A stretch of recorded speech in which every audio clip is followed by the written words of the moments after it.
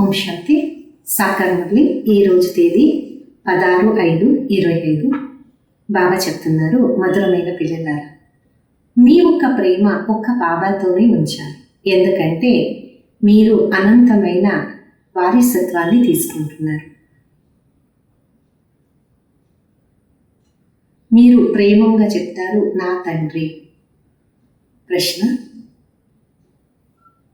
ఏ ఒక్క దేహదారి మనుషులు ఒక మాట బాబాతో పోలించలేదు. ఎందుకు? జవాబు: ఎందుకంటే బాబాది ఒక్కొక్క మాట మహావాక్యమైంది.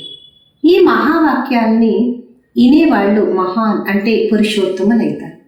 బాబా ఒక మహావాక్యం సుందరంగా అంటే పుష్పాల్లాగా చేస్తుంది. మనుషులు ఒక మాట మహావాక్యం కాదు, దాన్ని ఇంకా కింద దిగిజారుతూ వస్తాము. పాట: ప్రపంచం పరివర్తన అయితేను మేము పరివర్తన కాము. ఓం శాంతి. పాట ముందు లైను అర్థమైతే ఉంది, బాకీ మొత్తం పాట ఏ పని కూడా రాదు. ఎలాగా పాటలో భగవంతుని ఒక మహావాక్యం మన్మనా భవ మధ్యాజీ భవ అనే అక్షరము సరిగా ఉంది. దీనికి అంటారు పిండిలో ఉప్పంతా అంట. ఇప్పుడు భగవంతుడు అని ఎవరు చెప్పేది? ఇదైతే పిల్లలకి చాలా మంచిగా అర్థమైంది. భగవంతుడు అని శివబాబాకి చెప్తాం. శివబాబా వచ్చి శివాలయాన్ని రచిస్తారు. ఎక్కడొస్తారు? వైశాలిలో. స్వయం వచ్చి చెప్తారు, ఏ మధురాతి మధురమైన ముద్దు పిల్లల్లారా, విడిపెయ్యి దొరికిన ఆత్మిక పిల్లలవారా. ఈయనేదైతే ఆత్మనే కదా, తెలుసు నేను ఆత్మ అవినాశి, ఈ దేహము వినాశి. నేను ఆత్మ. ఇప్పుడు పరపిత పరమాత్మని ఇంకా మహావాక్యాలు వింటున్నాను. మహావాక్యము ఒక పరమాత్మదే అవుతుంది. మనుషుల్ని ఇంకా అది పురుషోత్తములుగా చేస్తుంది.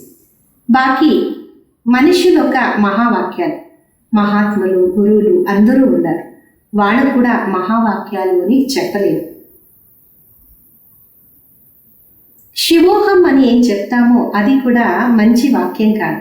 ఇప్పుడు మీరు బాబాని ఇంకా మహావాక్యాలు విని పుష్పాల్లాగా తయారవుతారు.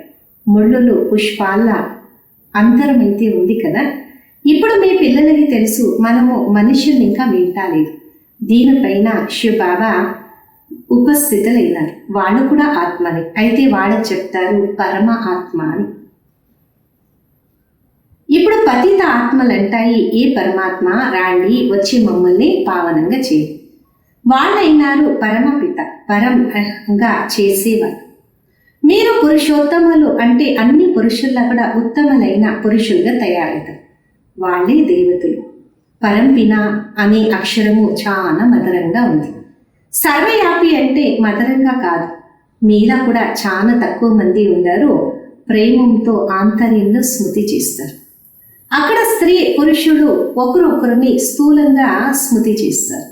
ఇక్కడ ఆత్మలకి పరమాత్మ స్మృతి చేయాలి. చాలా ప్రేమ ఉంటుంది.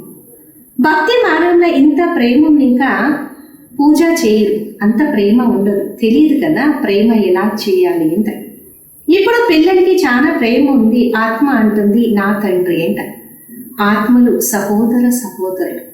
ప్రతి ఒక్క సహోదరుడు అంటారు, బాబా నాకి వీళ్ళు పరిచయం ఇచ్చినారు అంట.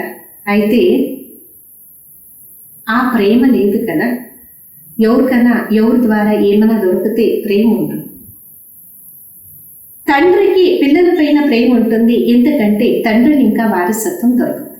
ఎంత ఎక్కువ వారసత్వం ఉంటుందో అంత పిల్లలు చాలా ప్రేమిస్తారు. తండ్రి దగ్గర ఏమీ ఆస్తి లేదు అంటే, తాత దగ్గర ఆస్తి ఉంటే తండ్రి పైన అంత ప్రేమ ఉండదు. మళ్ళా తాత వైపు ప్రేమ అయిపోతుంది. అనుకుంటారు వీళ్ళ దగ్గర డబ్బులు ఉంది అంట. ఇప్పుడైతే అనంతమైన తండ్రి కదా. పిల్లలకు తెలుసు మనం బాబాని ఇంకా చదువుకుంటున్నాం. ఇదైతే చాలా ఖుషి అయిన మాట కదా. భగవంతుడు మన తండ్రి, వాళ్ళు రచయిత. తండ్రిని ఎవరు తెలుసుకోకుండా కారణము వాళ్ళే తండ్రి అనుకుంటారు. ఎలాగా పిల్లలతో అడగండి మీ తండ్రి ఎవరు, వాళ్ళు అంటారు మేమే అనేసి. ఇప్పుడు పిల్లలకి తెలుసు మనందరికీ తండ్రులకి కూడా తండ్రి ఖచ్చితంగా ఉండాలి.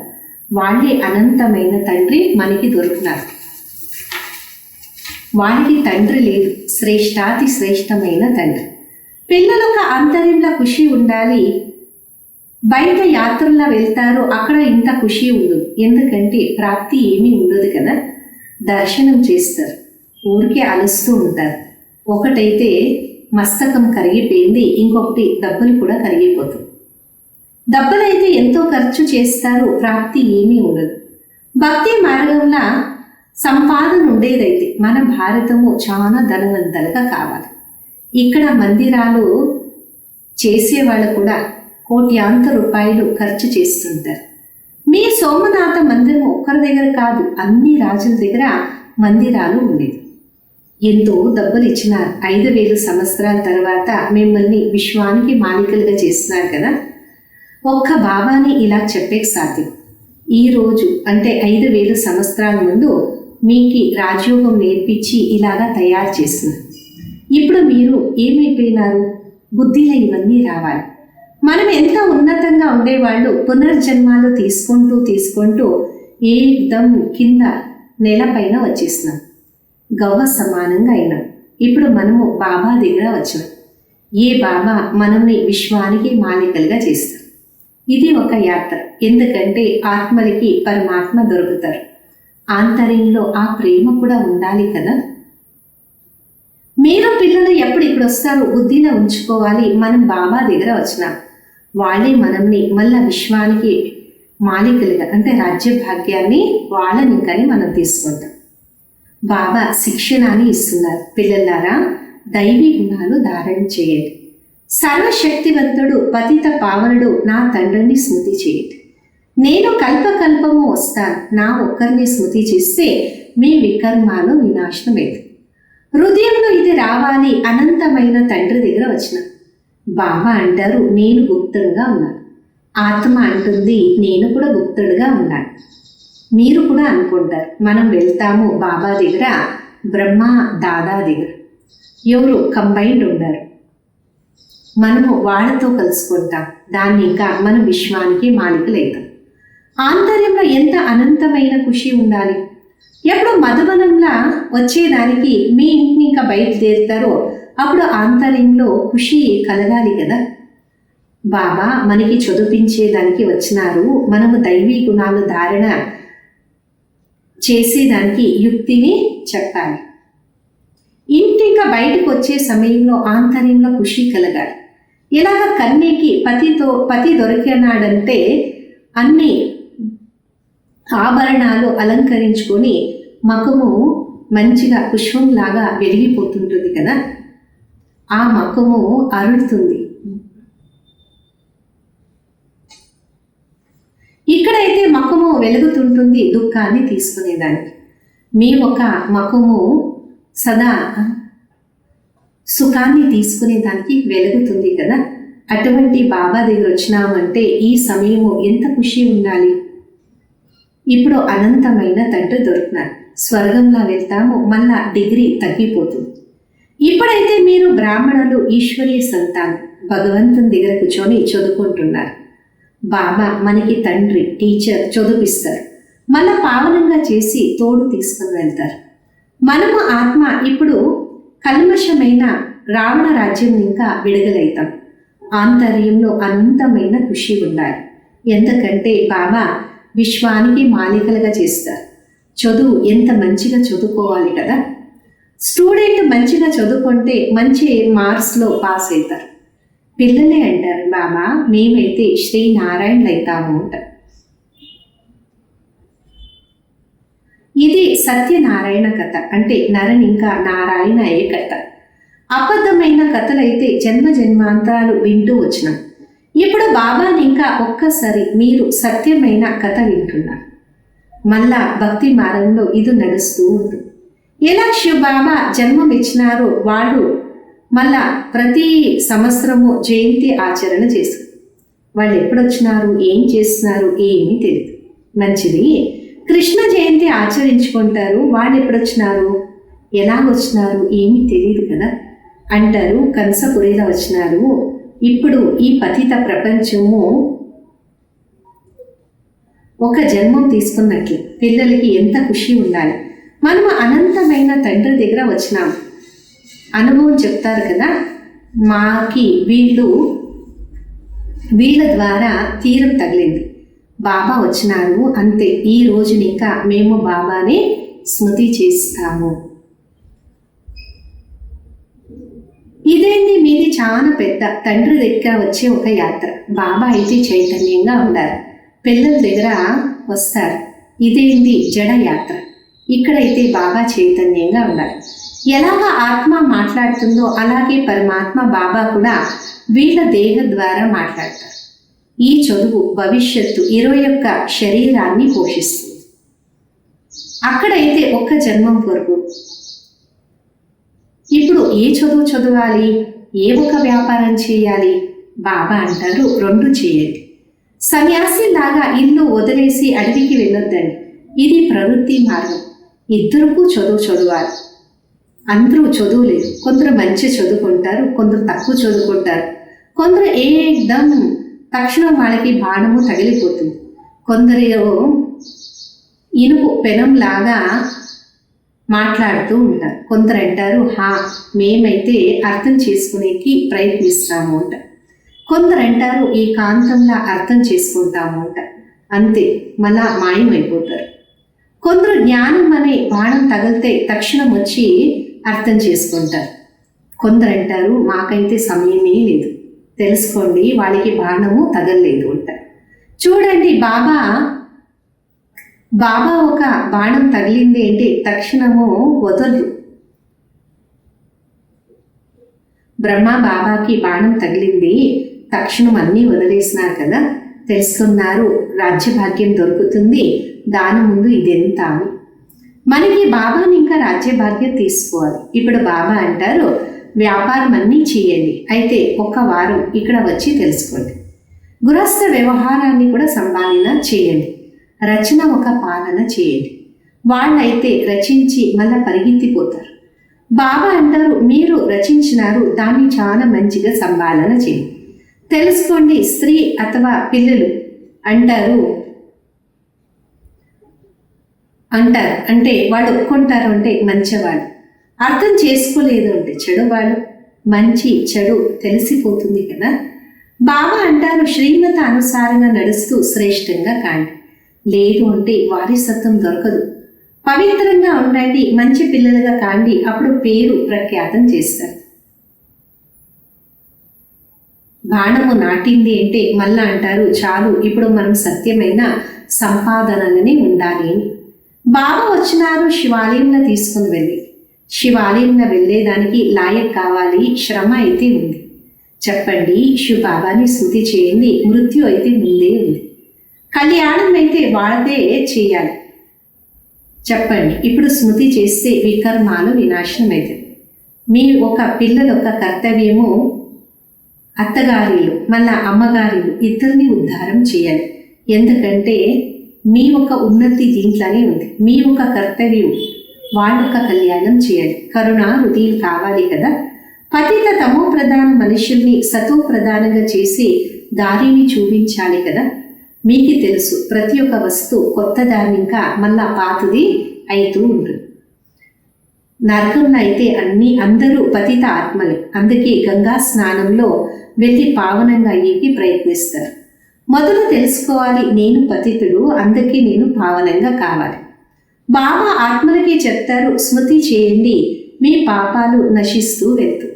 సాధు సంతలు ఎవరున్నారు అందరికీ నా ఒక సందేశాన్ని చెప్పండి. బాబా అంటారు నన్ను స్మృతి చేయండి. ఈ యోగ అగ్ని మరియు స్మృతి యాత్రని ఇంకా మీ ఒక తొక్కు వెళ్ళిపోతుంది. మీరు పవిత్రంగా అవుతారు, నా దగ్గర వస్తారు.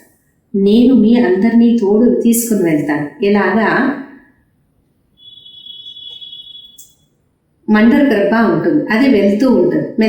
మెత్తగా ఉండే చోట చూసి అది పొడుస్తూ ఉంటుంది. రాయి పైన అది పొడిసెను. మీరు కూడా బాబా పరిచయాన్ని ఇవ్వండి. బాబా చెప్తున్నారు నా భక్తులు ఎక్కడుంటారు? శివన మందిరంలో, కృష్ణ మందిరంలో, లక్ష్మీనారాయణ మందిరంలో భక్తులు నా భక్తి చేస్తుంటారు. వాళ్ళు కూడా నా సంతానమే కదా. మాని ఇంకా రాజ్యం తీసుకోవాలి. ఇప్పుడు పూజ్యుల్ని ఇంకా పూజారి అయిపోయినారు. దేవతల భక్తులు కూడా వాళ్ళే నంబర్ వార్ ఉండాలి. నంబర్ 1 శివుని ఒక అభివిచారి భక్తి చేసేవాడు. తర్వాత కింద దిగుతూ దిగుతూ భూతాలొక పూజ చేసేదానికి ఆరంభించినారు. శివునొక పూజారికి చెప్పేది చాలా సహజం. అన్ని ఆత్మలకి తండ్రి శివబాబా కదా, స్వర్గం ఒక వారసత్వం ఇస్తారు. ఇప్పుడు బాబా అంటారు, నన్ను స్తుతి చేయండి, అప్పుడు వికర్మాలు వినాశనం అవుతుంది. నేను మీకు సందేశాన్ని ఇస్తున్నాను. ఇప్పుడు బాబా అంటారు, పతిత పావన జ్ఞాన సాగరుడు నేనే. జ్ఞానము చెప్తున్నాను, పావనంగా అయ్యేదానికి యోగాన్ని నేర్పిస్తున్నాను. బ్రహ్మ దేహంలా మెసేజ్ ఇస్తున్నాను, నన్ను స్మృతి చేయండి. మీ 84 జన్మాల్ని స్మృతి చేయండి. మీరు మందిరాలకి వెళ్తే భక్తులు దొరుకుతారు, కుంభమేళాల కూడా దొరుకుతారు. మీరు చెప్పచ్చు, పతిత పావన గంగానా మరి లేదా పరమాత్మనా? ఇప్పుడు పిల్లలకి ఖుషి ఉండాలి. మనం ఎవరి దగ్గర వచ్చినాము, వాళ్ళు ఎంత సాధారణంగా ఉన్నారు, ఏం పెద్ద స్థానం చూపించాలా? శివ్ బాబా పెద్దవాళ్ళ వ్యక్తి అని చూపించాలా? సన్యాసిలు లాగా వస్త్రాలు అయితే ధరించలేరు కదా. బాబా అంటారు, నేను సాధారణ దేహాన్ని తీసుకుంటాను. మీరే చెప్పండి, నేనేం చేయాలి, ఈ రథాన్ని ఎలా శృంగారం చేయాలి? అక్కడ హుసైన్ గురాన్ని చూపిస్తారు, ఎంత శృంగారం చేస్తున్నారు. ఇక్కడ శివ బాబా రథము ఎద్దుని చూపిస్తారు. ఎద్దు మస్తకంలో గుండు గుండగా శివ బాబా చిత్రాన్ని చూపిస్తారు. ఇప్పుడు శివ బాబా ఎద్దు అని చెప్పే సాధ్యమా? దానిపైన వస్తారా? భలే మందిరాల బస్వని చూపించినారు. శంకరుడు ఒక సవారి అని చెప్పేస్తారు. సూక్ష్మవతనంలా శంకరుడు ఒక సవారి ఉంటుందా? ఇవన్నీ కూడా భక్తి మార్గం. డ్రామాల అన్నీ కూడా ఫిక్స్ ఉన్నాయి. అచ్చా, मीठे मीठे सिखलदे बच्चों प्रति माँ पिता बाप दादा का याद प्यार और गुड मॉर्निंग। रूहानी बाप की रूहानी बच्चों को नमस्ते। हम रूहानी बच्चों की रूहानी माता पिता बाप दादा को याद प्यार गुड मॉर्निंग और नमस्ते। धारण కొరకు ముందు మీతో మీరే ప్రతిజ్ఞ చేసుకోండి. ఇప్పుడు మేము సత్యమైన సంపాదన చేసుకుంటాము. స్వయం శివ బాబా